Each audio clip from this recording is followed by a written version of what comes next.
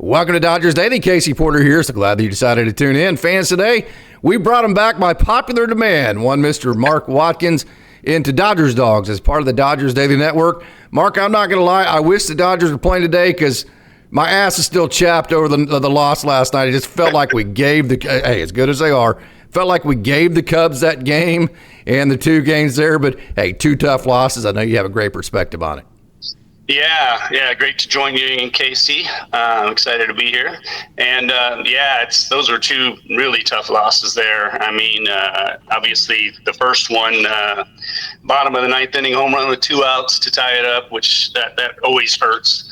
And then having them come in the bottom of the 10th inning and get the base winning hit, like on the first pitch he threw. Yeah. I guess it got our pain over with quickly there. Yeah.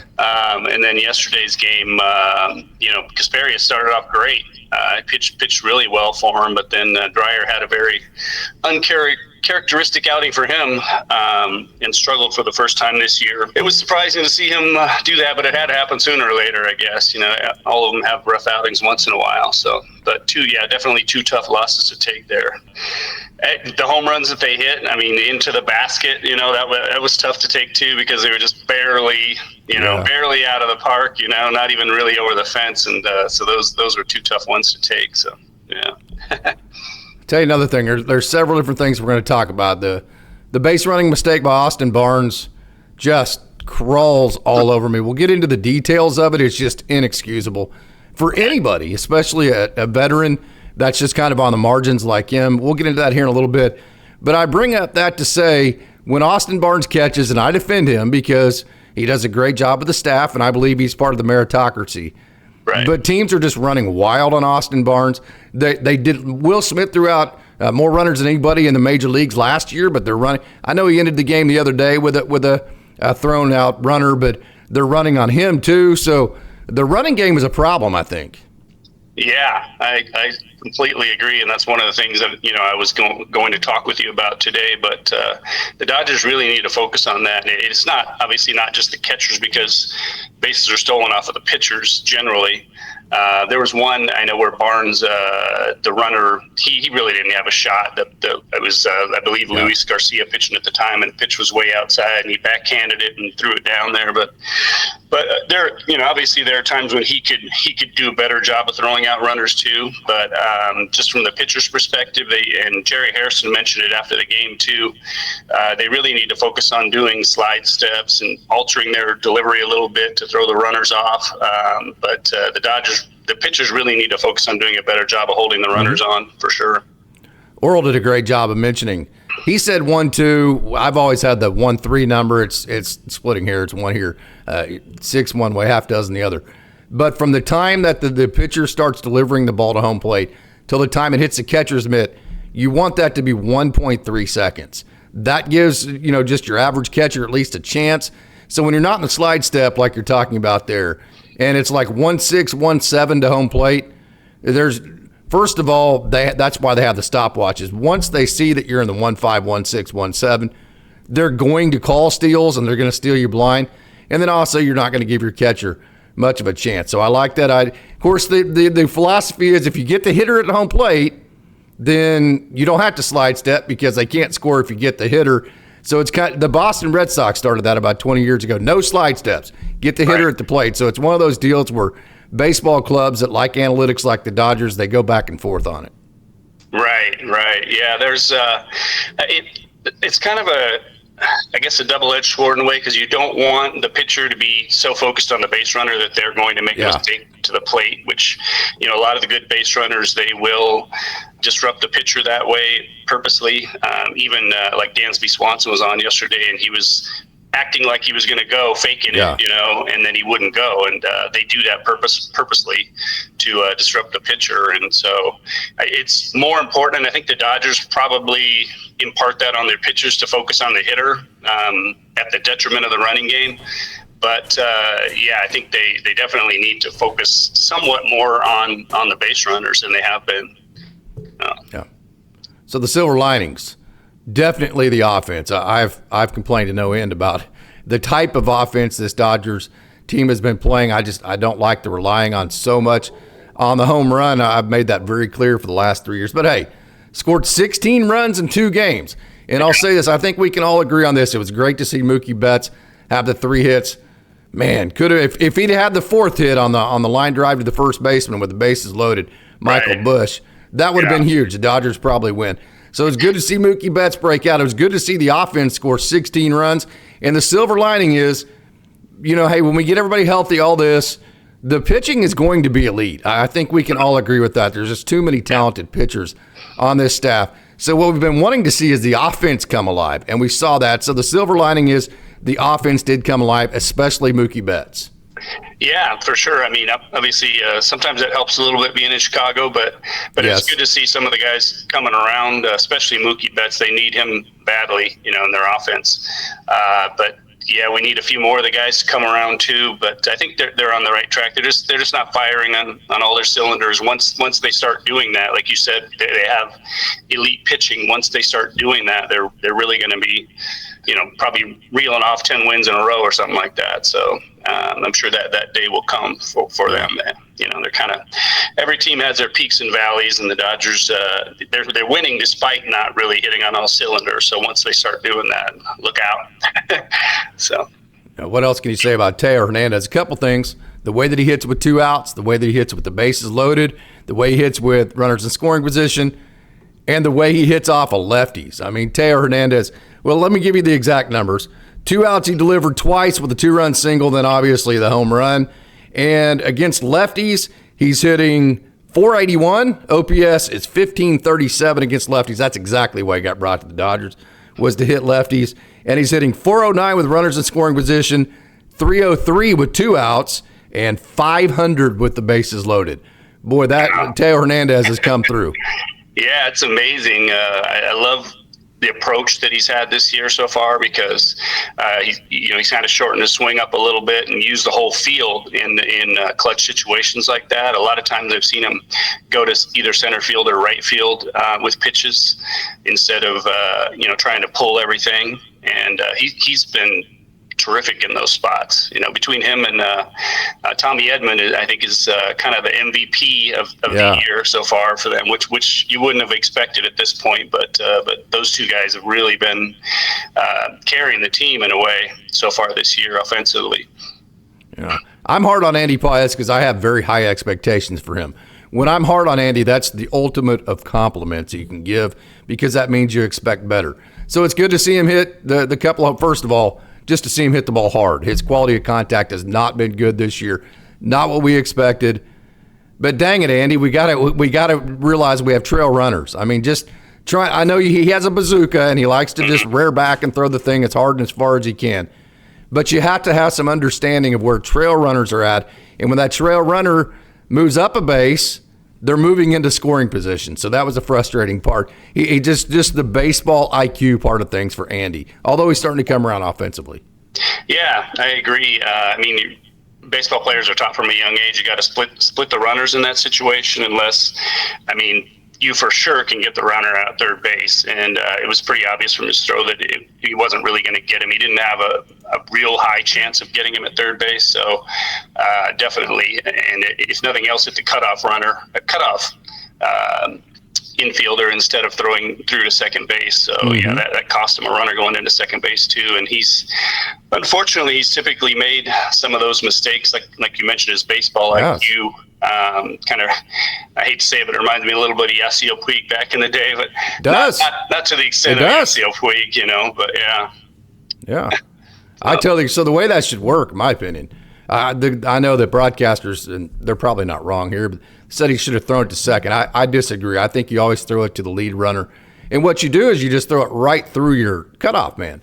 Exactly. And so as the trail runner sees the ball coming to the cutoff man at a height that the cutoff man can cut it, then that cutoff man can act like they're going to catch it, but then let it go on a one hop. Third baseman catches it, and the trail runner can't advance because they have to assume that cutoff man's going to cut the ball off.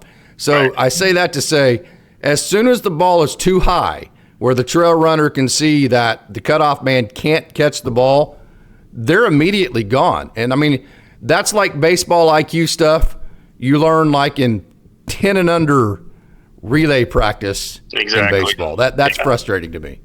Yeah, I mean, we were taught. I played baseball growing up, and we were taught you want. I was an outfielder, also a center fielder, as a matter of fact. But you want to just throw that ball through the cutoff man's head, like you just try to take his head off with the ball, and then he cuts it off. He decides the third baseman behind him will tell him whether or not he should let it go through or not, and then he cuts it off and goes to second base. That holds the runner every time. So I don't remember for sure if the cutoff man was in place, because sometimes that is an issue with infielders where they're not necessarily in place. But I would imagine that he was. I'm not entirely sure. So yeah.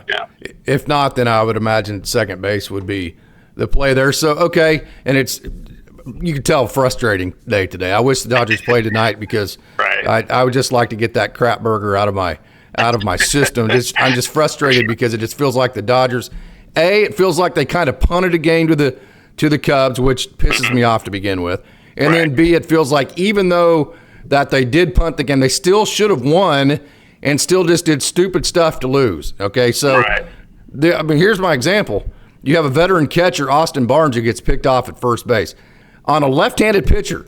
Now, this is like elementary school stuff. When you have a left-handed pitcher, you don't take your secondary lead until the front foot actually hits the ground, which means that pitcher is committed to throwing the ball to home plate. So the way that you say it is, hey, make sure the foot's on the ground. So you take a half a step back. So whenever the pitcher looks at you, the pitcher sees you take a half a step back, and then you don't take your secondary until the foot's in the ground. And if you steal, it's just a first move steal. So if he picks the first, you're out. That's the coach's fault or manager's fault for picking the wrong pitch. But to not wait to get your secondary till the foot's in the ground, to not take the half step back, again, it's like not hitting your cutoff man.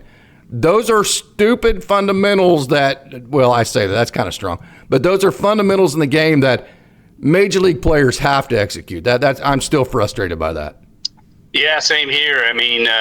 Barnes is typically a heady player, so it was kind of surprising to see him do that in that spot. He was just being over aggressive, I guess, because there was a runner at second. So obviously he wasn't looking to steal the base. He was just trying to get a really good secondary lead. But as you said, he needs to be a lot more careful in that spot and not just take off like that. And that was crucial, obviously, down the stretch. And you mentioned earlier, Shohei Ohtani was on first base. Mookie Betts hit that line drive to first base, and it kind of made me think about the Barnes situation because Shohei Ohtani did a really good job of freezing and getting back to first base rather than just taking off. And if it had been a line drive like that, he would have been doubled off of first base too. So, yeah, it's kind of brought that to mind when you were talking about that. Yeah. This is just kind of my opinion, but I watch every Oklahoma City game. Matt Sauer's been really good. He threw last night, and he was really good. And so it matched up where Matt Sauer has 3 minor league options left. Mm-hmm. He has major league experience. So unlike Eddie Rosario, you could bring Matt Sauer up, keep him up there for your however long, send him back down to Oklahoma City. You can do that. And he has 3 years left, 3 option years left to do that with. Right. So this is just here nor there, my personal opinion. It was frustrating to me that was Noah Davis instead of Matt Sauer, knowing that. Now, I understand if Matt Sauer is out of options and you want to keep him in your back pocket because you don't want to have to DFA him like you did Eddie Rosario, I would understand that, but he's not in that scenario. So I really thought yesterday first of all, I thought they should have kept Ben Kasparius in longer, although sticking to the map worked for him last offseason, so it's too hard to complain. It's hard to complain about that. And then I thought the Noah Davis appearance should have been Matt Sauer. Yeah, I was wondering really what the Dodgers' thinking was in that situation because I thought they would call somebody up. I thought they might call Gonsolin up, but maybe they feel like he's not quite ready. But calling Sauer up would have seemed to have made sense to me also because I think you can get a little more length out of him even than you could from Noah Davis too. So if Kasparius he threw 3 innings last night. He pitched 3 innings and did a great job in Oklahoma City. So if you could have gotten close to 3 innings out of Kasperius and 3 innings out of him, that would have really set the bullpen up for the rest of the game. So I was surprised the Dodgers didn't do that. But I'm sure it's hard to fault them because they do so many things right.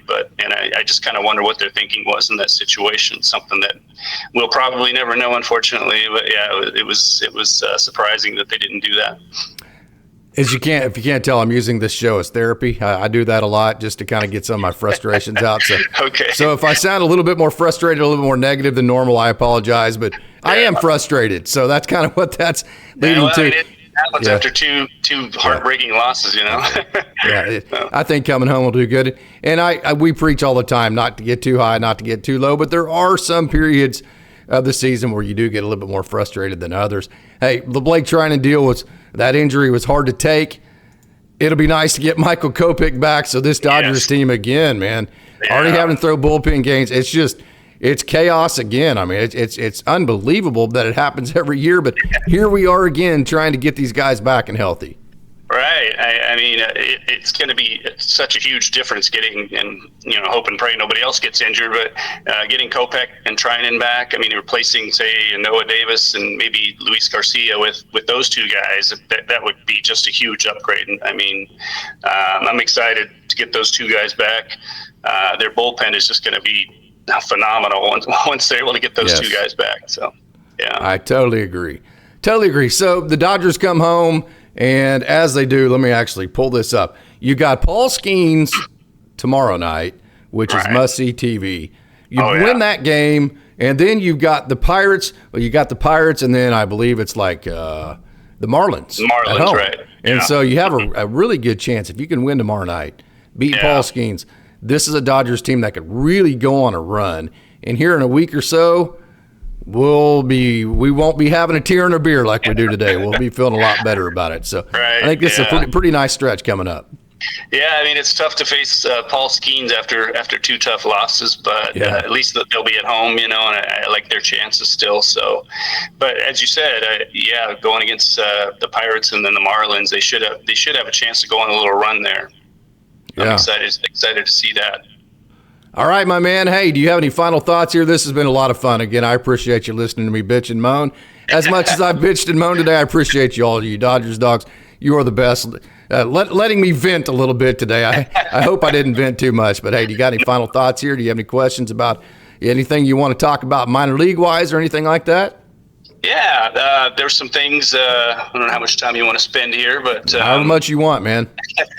Yeah, I was thinking about some different things. One being the minor league pitchers, because I know they called up Noah Davis, and he's kind of more of a journeyman type of guy, but they have some other young pitchers, and you post about them all the time, and I love reading your posts about them and seeing your videos and such. But who would you say? Rather than calling up, say, a Noah Davis or a Matt Sauer, which young minor league pitcher you think is most major league ready right now, would you say? Well, I think one, not a minor league pitcher. He's on my dogs. My dogs are ready for me to take. These are my Dodgers dogs. Come here, guys.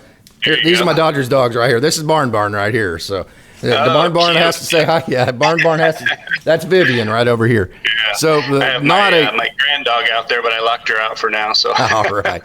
So the one guy that I think is very eminent, threw very well last night, Tony Gonsolin, threw into the 6th inning. Vivian threw into the 6th inning and did a really good job. The splitter and the 4-seam were good pitches last night. So I think we'd be remiss if we did not bring up Tony Gonsolin. And then Justin Robleski is struggling. Landon Knack is not on the top of his game. Bobby Miller, point blank, still needs several outings to just kind of figure out what he wants his mix to be and get the command and control down. So as far as Nick Frosso's still just trying to come off the shoulder surgery, and they're trying to stretch him out. So really, to be honest with you, eminently from AAA Oklahoma City, Jackson Ferris hasn't had a good couple of outings. He missed one outing. Jared Karros has struggled to start the season. So really, I think the help that you have right now at the AAA level, Logan Boyer's throwing good in relief. You could bring him up, but from a starting perspective, I think Matt Sauer and Tony Gonsolin are the two that you're looking at there, definitely. Okay, yeah, that makes sense. I mean, I know the Dodgers don't really like to start the major league clock on guys any earlier than they absolutely have to. But I think the guys that you mentioned, also Emmett Sheehan. I don't know how close he is to coming back, but he's another guy that we could see at some point this season, I'm sure. Yeah, and then Kyle Hurd will be back too. So he back this season too. I think later in the season. Yeah, I think he's going to throw later in the season. Jack Little also is a reliever that's been really good. Ryan Sublet's a guy that's under the radar.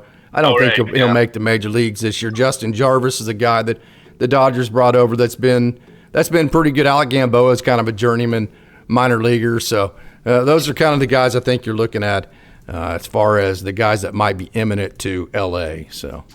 Yeah, I noticed one of your posts, Roque Gutierrez in Tulsa had a really good start last night, but I don't know how close he might be to making it up. I'm sure they'll keep him down for the rest of this year at least, but that was a promising start for him too. So yeah, Roque's kind of gone back and forth. He's actually with the High A Great Lakes Loons right now. So, is he? Okay. Yeah, he was down with the Loons last night. Chris Campos, who I really like, got the start yesterday for Double-A Tulsa and did a very good job. But yes, Roque, piggyback starter last night for Great Lakes, 4 innings, 2 hits, no runs, 5 strikeouts. And so on the year, he's thrown 11.2 innings, 3 outings, and he has 15 strikeouts.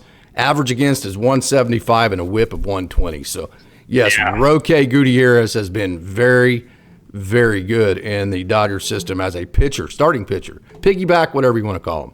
Right, and he's kind of an under the radar guy because he's somebody that I really hadn't heard of honestly before this. I follow the minor leagues, fairly well, but he's someone I hadn't heard of yet. 100%. I'll tell you a guy, and you've gotten to see him quite a bit, Mark. I want to show you a video of Alex Freeland because this dude is just absolutely on fire this year. Here's hits from him, left-handed and right-handed. You're getting ready to see. So Alex Freeland, stroke.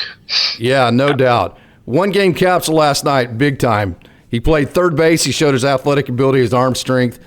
And on the offensive side, he hit a double the opposite field gap on a hitter's count.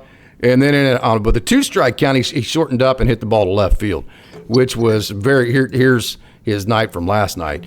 So there's the play coming in right there. See that arm strength there? That's pretty big time. Yeah, that's amazing. Yeah. Right. Then you can see the toughness and making the tag there. So Alex Freeland, there is your plus count. See, he's in a 1-0 count. Aggressive, trying to drive the ball, which that's a well there in left center. Hitting through 333 OPS 909. He leads the PCL in hits, 31 hits.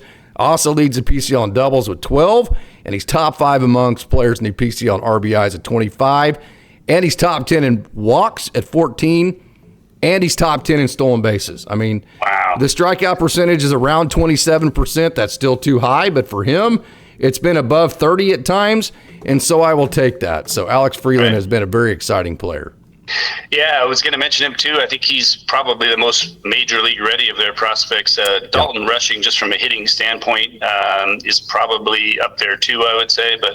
But Alex Freeland, I think if they needed to bring him up now to fill in for anybody, he could really handle himself pretty well, even at the major league level. And he seems like a 5-tool type of player. He can do it all, and I love his swing. He has such a sweet stroke there, so you gotta love that. He does. I'll tell you another guy that's going really, really under the radar. Old Wardo, Ryan Ward, man. Ryan Ward just continues to rake, man. I love this guy. This is a guy that hit over 400 for a season at Bryant Division I. 2 more hits last night. Home run number 3, hitting 325, OPS of 876.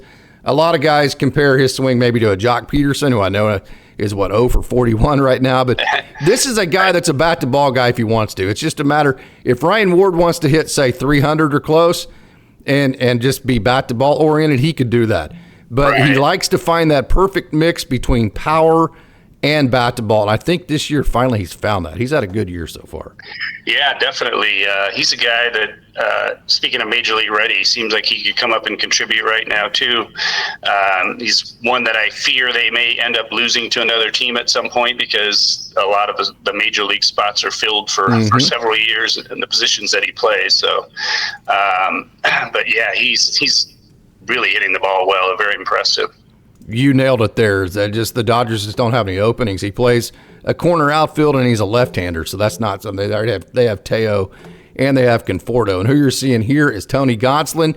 Through 79 pitches, the only runs he gave up last night were on solo home runs, which is easy to do in Salt Lake because Salt Lake has that thin air, and he made it all the way into the sixth.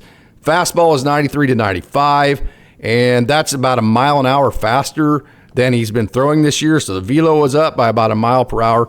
He threw 21 splitters, landed right at half of those, so his four-seam fastball and splitter were good. He threw 17 sliders. Slider wasn't a great strike pitch, but it didn't get hit hard. So making it in the sixth inning, fastball was good, all that kind of stuff. I think last night, I think the Dodgers system will see this as a total success. We'll see if they did the thing where let's give him his minor league rehab outings at the major league level. We've seen them do that with him.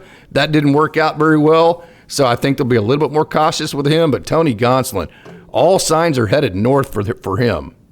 Yes, that's great to see. And obviously, based on last night's game, they could really use him right now. So hopefully he'll be back much sooner rather than later. But it's encouraging definitely to see him pitch all the way into the sixth inning for sure. It absolutely is. And then at the Double-A level, a young man who's been high on the prospect charts in the past before and just really has struggled to put the bat on the ball. Matter of fact, Jose Ramos, this is who you're looking at. He led the Texas League in strikeouts last year. Now this year he's leading the Texas League in home runs. We've always known just how talented this young man out of Panama is, Jose Ramos. And we can only hope that it's all clicking for him. 264 so far on the year. Incredible tools. So it's great to see Jose Ramos get off to a good start in 2025. Definitely. Yeah, he looks like he has some prodigious power there. I remember seeing him play in Rancho Cucamonga, and he's exciting to watch. I think he's definitely an up-and-comer for him. Yeah, totally agree. Okay, so unless you have any other questions about the farm or whatever it may be, I think that's going to be it. Do you have anybody else you want to cover here? No, I don't think so. Not at this time. I think we covered it pretty well. But, it was a great discussion with you there. Yeah. Okay, Mark, any final thoughts? We're going to get out of here, so. No, I don't think so. I think as you mentioned, I could see the Dodgers maybe picking it up and going on a little run. I sure hope so after these last two games. It was, as you said, very frustrating. So I'm excited for them to play again and hopefully turn it around soon. All right, Mark, thanks a lot, man. All right, Casey, thank you. For Mark Watkins, I'm Casey Porter, and as always, I want to thank you for tuning in to Dodgers Dawgs as part of the Dodgers Day Network, and it's a great day to be a Dodger.